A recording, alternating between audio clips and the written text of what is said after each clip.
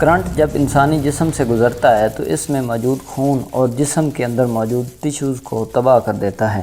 خون کے اندر موجود ان ضروری اجزاء کو بھی ختم کر دیتا ہے جو انسانی جسم کے لیے انتہائی ضروری ہوتے ہیں۔ انسانی جسم کے اندر خون کا کیونکہ مرکزی کردار ہوتا ہے، یہ خون جسم میں ایک جگہ سے دوسری جگہ جاتا ہے، اسی کی وجہ سے سب اعضاء اپنا فنکشن یا کام کرتے ہیں۔ جب کرنٹ کی وجہ سے خون میں موجود اعضاء مثلا ریڈ بلڈ سیل، مایوگلوبن، پوٹاشیم وغیرہ ختم ہو جاتے ہیں تو اس سے کڈنی فیلئر، ہارٹ، لنگز اور باقی ضروری اعضاء کام کرنا چھوڑ جاتے ہیں، جس کی وجہ سے انسان کی موت واقع ہو جاتی ہے۔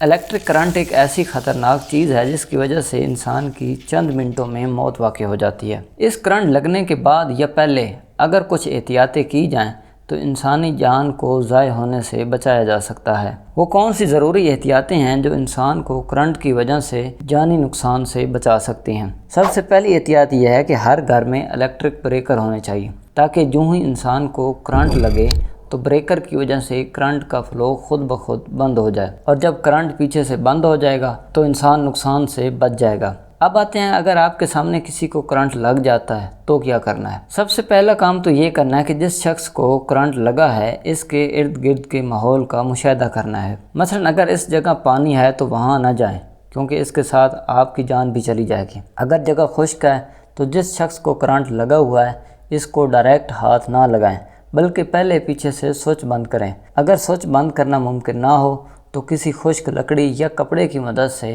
آدمی کو کرنٹ والی تار سے دور کیا جائے۔ جب کرنٹ کا سورس انسان سے دور ہو جائے گا تو سب سے پہلے ایمرجنسی ہیلپ لائن پر کال کریں۔ پاکستان میں ایمرجنسی نمبر 1122 پہ بھی کال کی جا سکتی ہے، یا کسی گاڑی کا بندوبست کر کے اس مریض کو ڈاکٹر کے پاس جتنا جلدی ہو سکے لے جائے۔ اس کے ساتھ ساتھ ڈاکٹر پہ جاتے ہوئے یا ڈاکٹر سے پہلے مریض کی سانس چیک کریں۔ اگر سانس آ رہی ہے تو اس حالت میں لٹا دیں اور اوپر کوئی گرم کمبل ڈال دیں کیونکہ کرنٹ لگنے کی وجہ سے جسم ٹھنڈا ہونے لگتا ہے۔ ٹھنڈا جسم مریض کے لیے مزید مسائل پیدا کرتا ہے، لہذا اس کو کسی طرح گرم رکھیں اور اس حالت میں لٹا دیں۔ جتنا جلدی ہو سکے مریض کو ڈاکٹر تک لے جائیں کیونکہ مریض کے لیے آہستہ آہستہ مسائل بڑھنے لگ جاتے ہیں۔ اسی طرح اگر مریض کے جسم سے بلیڈنگ ہو رہی ہے تو اس کو بند کیا جائے۔ اگر مریض کی سانس نہیں آ رہی تو اس کو اس حالت میں لٹا کر CPR کریں۔ CPR میں آپ مریض کی چھاتی کو دونوں ہاتھوں سے اس طرح سے اس وقت تک دباتے رہیں جب تک سانسیں بہتر نہ ہو جائے، کیونکہ کرنٹ لگنے کی وجہ سے انسان کی بلڈ سپلائی رک جاتی ہے جو ہارٹ اٹیک کا سبب بنتی ہے۔ CPR کے ساتھ مریض کی ٹانگیں دوسرے جسم کی نسبت کچھ اونچی رکھیں تاکہ بلڈ